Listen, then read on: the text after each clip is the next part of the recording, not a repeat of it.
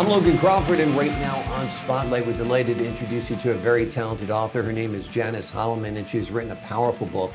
It is called I Am a Survivor, and she's joining us today to share her powerful narrative of resilience in the face of overwhelming health challenges. Her book is a testament to the human spirit's strength, and you will learn today how one woman's journey through adversity can inspire and empower others who are facing similar battles. We're delighted to have this very talented author join us here today on Spotlight. We thank our team at Authors Tranquility Press for helping us put her in the spotlight today. And we ask viewers like you to support writers like her by subscribing to our channel and by purchasing her wonderful book. The links are below this interview. Janice, great to see you here today on Spotlight. Thank you. I'm glad to be here. You are a survivor. You've been through a lot. What made you decide to put your story down on paper? Wow. That's something that that concept did not come from me. Mhm. With all the things that I was going through, that I basically am going through for years, a few of my doctors has began to tell me that I need to write a book because I had a story. And the main one that was pushing me to do it was my gastrologist, Mhm. since with my Crohn's disease. And the last conversation he had with me in 2018 was, he said, Janice, look, I've been telling you, you need to write this book. You have a story to tell. Because right now I have 10 patients that have Crohn's disease. Mhm. And out of the 10, you're the only one with everything you've gone through, all the surgeries you've gone through. I've been so afraid that each time, this is it. This is it. They have full-blown cancer. So with all the stuff that you have gone through, all the illnesses that you have and everything, you have a lot to tell people to help them because they can be able to fight it or to view it the way that you do. Mm. What helped you get through your challenging times? Well, basically, it's my faith, my hope, my endurance, and my strength, and the type of person I am. I'm a person that love to look at things as seeing something positive out of everything. So with that being said, I basically just continue to just say, um, that I always look for the positive out of Mhm. anything. I look for the positive out of it. I always ask not why me, but what can I learn from this? How can I help myself? Mm. How can I help others? And that is my joy because I'm always focusing on helping other people. And that's always been in my life. I'm sure. Focusing your energies outside of yourself keeps you less focused on yourself, more focused on others, and less fixated on the issues that you're dealing with. So I'm sure that was helpful. Tell me about your faith. Is this something you've had your whole life? Is it something instilled in you by your parents? Is it a journey that you found along the way on your own? Tell us about that. But basically, my faith is something that I had all my life. And basically, um, my mom was introduced to it when I was 2 years old. And so that is exactly the reason why. So now, with me at my age that I am now in my 60s, mid 60s rather, Mhm. and so that's been a long time. So basically, over 60 years Mm. that I, had my faith and my strength in growing up. I, watch my mom and learning things now that I know now that happened to her that made her the person that she is, which is sad. But I remember, and it was sad for me to say that I did not want to be like her as being negative or whatever, but always been positive. And that's just me. I am a positive person. And a lot of people didn't understand that even when I was growing up. They question me. Why do I always smile? Why is it that I'm always happy and everything? And I never forget one time I said, you know what? You don't have to worry about it. I will never smile again. I'll never be happy again. So I did that for 2 weeks. That was the most miserable time in my life. That's And funny. I said, after that, I said, forget it. I'm doing what I have to do for me. Exactly. And that's it. Yep. So, basically that's it. Be the person you were born to be. If you're Yes, blessed with a yes, sunny disposition, show it, let it yes, shine. That's for sure. yes.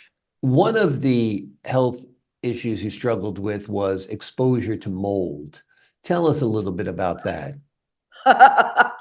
Well, basically, my husband and I, we was living in a nice apartment, and I mean literally nice apartment, but we did not know that we was living in there for 10 years with mold, and it was in the walls that Hmm. we didn't know. And how we found out was during the time of Irma. Mhm. uh, I had my son to go get my mom because it was coming that way to bring her up to Atlanta. We were staying in Austell at the time, and that was when I'm like on the first floor of 3 floors, and I'm wondering that night when my mom was in the room, why is my walls wet? You know? Hmm. And so then after that, I'm like trying to find out and found out that mold was all over the apartment because the shingles had been pulled away and the Hmm. rain was coming down in the walls, and we lost everything that we had. And so that's what happened. Amazing. Yeah. Amazing. And your husband's health was impacted by the mold as well? Yes. Yeah. Yes. Yes, Terrible. right. Yeah, it's right now I'm dealing with the issue that my husband is in hospice right now. Mhm. I'm very Yeah. sorry. Very, Yeah. very sorry. The title of the book is I Am a Survivor. What does being a survivor mean to you? First of all, being a survivor, it starts with the mind, because you can't do anything unless you have the right mindset. And the right mindset is putting yourself in a state of mind of not letting whatever happening to you, which is, I know that it is harder for some people than it is for others, that the way you look at it. And basically, you learn to learn yourself, your inside and your outside, Mhm. to listen to your body and let it tell you what is going on. And that is what really have saved me, because I had to learn to listen to myself to know what's going on. So because I had to learn to let the doctors know, because I had to tell them that you don't know me. You only know what I tell you. And that's why I'm here, so that you can help me. But you can only help me by what I tell you. And Hmm. by me telling you this, that means that it takes 2 to 3 times for you to get the right diagnose. So that means that you're not God, because what's the first question that you ask when I come in the room is, how are you? Why are you here? Because Hmm. if you were God, those are questions you would not ask. Yeah. So really and true, that mindset and getting that, being that way of letting no one tell you that you are wrong, and you know that something is wrong. Stop. Something is wrong. I'm sorry. That's my That's service dog. okay. Okay, that's my service dog. Yeah. Uh, doing that. So really, and that is basically what it is. And Yeah. that I have that, and I really am thankful for having the right mindset and to get over whatever and to Yeah. fight whatever. I mean, really and truly, there's one chapter in the book where I crawled around my car and kept passing out for seven Hmm. times. And before, and it was like one guy that was there. I never saw him because I was tunnel vision. And it was so ironic. I went around the car for $21 because I refused Mm. to let anybody have it. Amazing. But Amazing. I did, and Yeah. that's a story within itself. And amazing that I don't even supposed to be here. Many times Yeah. that I don't even supposed to be here, but I am because I'm a fighter. Yeah. And you got a fighter's spirit, a fighter's heart, and a fighter's strength. That's for sure. Was it difficult to write this book? To go through your illnesses and your journey? Was it tough to go through all of that again? No, because really in 29, what was it, 2018, when that happened, then what happened was that I was in a car accident twice within Mm. 20 days.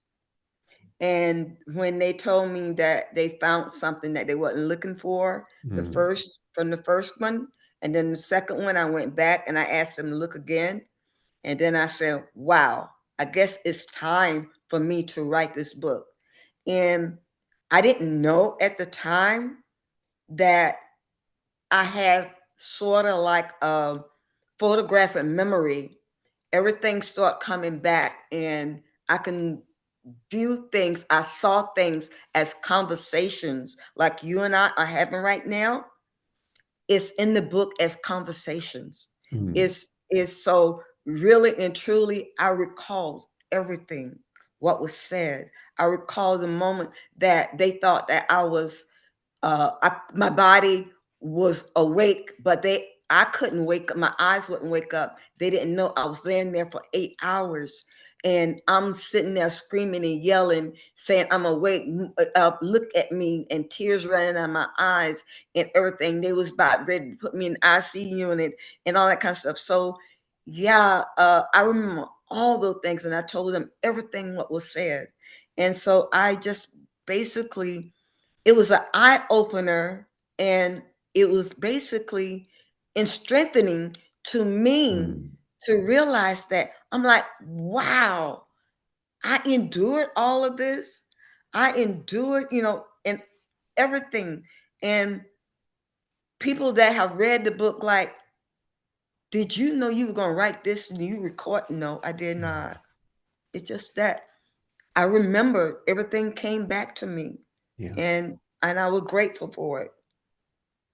What are Yeah. you hoping that the folks who read your book learn from it or are inspired by? Well, my main thing is the reason why I wrote the book, like my doctor suggests, and I saw that is to help people because my thing is if I could put a smile on a Mm. person's face, no matter if they are the one that is ill, if it's a terminal illness, um, that they can still crack a smile no matter how hard they having pain or whatever, even as a caregiver, Mm. which is a hard issue to deal with that happening, that part is something to bring a smile to let them know that they are not alone Mm. and to let them know that it's okay. But take out time and find something good about whatever and be able to say and to feel that you are human, but I'm not going to let it control me all the time. And that's the whole thing about it. And basically is to find something that they could share with someone else, even if it's a family member or a friend that has someone that knows someone, then they can be able to give it to that person as a gift Mm. to help them and let them know that it helped them in a lot of points because I have had a lot of people that come to me and say that. And a lot of people have come to me crying. And I'm like, why are you crying? And that's it. And I find myself in the book. Not only you have me telling the story, but the conversations, but also there's 9 words that I live by every week that I pull and I focus on that one word. And I also have 26 poems that I wrote from my heart that to share with people. And basically that I hope that it's not a book of something to bring them down, but something to bring laughter to them and to bring realization, no matter how dark the matter is. And that is what I want people to see. No matter how dark an issue is, there is still light. And you can still say, I put all of the darkness under beneath and let it stay there. And I'm going to focus on the bright side of things. And that Wonderful. is what bring. Wonderful, Yeah. wonderful. Great work with this book. Janice Holliman is refusing to be defined by her illnesses, nor should you. If you or a loved one are going through some challenges mentally, physically, emotionally, this book will be a guiding light to you. It is called I Am a Survivor. And in the book, she shares her powerful story of resilience in the face of overwhelming health challenges. But through it all, Janice has found a way to smile and found a way to fight and found a way to persevere. Janice, thank you so much for joining us here today on Spotlight. Thank you for having me. My pleasure. God bless you. And here's to a wonderful new year. And to the folks at home, I'm Logan Crawford, thanking you for your time. This time until next time on Spotlight.